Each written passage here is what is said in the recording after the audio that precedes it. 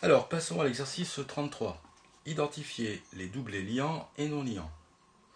Alors, reproduire les schémas de Lewis ci-dessous et surligner avec des couleurs différentes les doublés liants et les doublés non liants. Alors, première molécule qu'on nous donnait, c'était H2O, finalement. L'eau. Donc voilà ce qui était donné. Alors, première chose à vérifier, déjà, au niveau du schéma de Lewis, c'est que autour de chaque atome, il doit y avoir 4 doublés. Sauf pour l'hydrogène, hein, qui lui doit n'en avoir qu'un seul. Donc effectivement, on peut les compter, mais autour de l'oxygène, vous avez 1, 2, 3, 4 doublés. Je rappelle que des doublés, ce sont des paires d'électrons. Parmi ces paires d'électrons, vous avez des paires d'électrons qui servent d'échange, en fait, hein, qui sont échangés entre deux atomes. Ce sont des doublés liants. Et puis vous avez des paires qui appartiennent à l'atome, en fait. Donc ça, ce sont des doublés non liants, ils ne forment pas de liaison. Cette liaison-là, on l'appelle d'ailleurs liaison covalente. Alors si on doit les entourer avec des couleurs différentes, bon, je ne sais pas si ça va bien apparaître au tableau, mais on va dire que, allez, ici, les doublés liants en bleu ici et en mauve, d'accord, les doublés non liants. Allez, on va les entourer. Voilà. Bon, en général, ça c'est assez facile, hein, une fois qu'on a compris la mécanique, ça c'est un jeu d'enfant.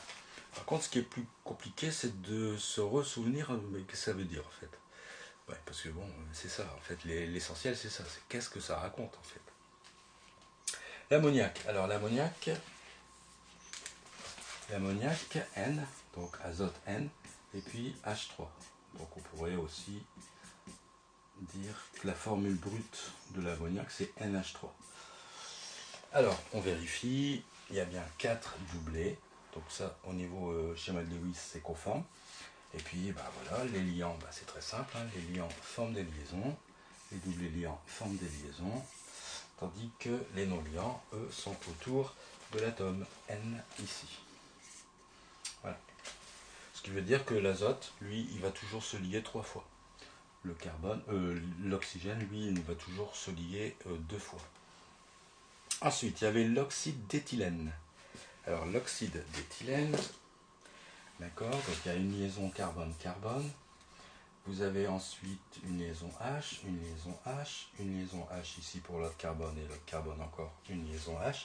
Et puis vous avez une espèce de pont avec un oxygène. Bon. Si par exemple on devait demander, voilà, est-ce que le schéma de Lewis est correct? Non, il n'est pas correct. Alors, autour du carbone, il y a 1, 2, 3, 4. Ça c'est bon. 1, 2, 3, 4. Ça c'est bon. Par contre, autour de l'oxygène, 1, 2, 3, 4. Et donc on pourrait très bien demander dans un exercice de compléter le schéma de Lewis.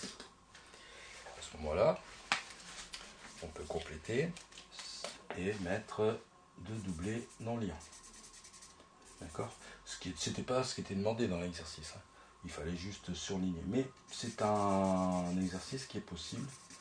Donc on vous demande de compléter le schéma de Lewis. Et c'est forcément des doublés non liants puisque l'oxygène se lie 2 fois.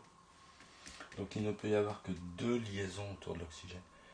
D'accord? Donc les 2 autres doublés qui manquent, c'est forcément des non liants. Bon, ça c'est pour la suite. Voilà. Et puis les doublés liants, bah, ça c'est toutes les liaisons.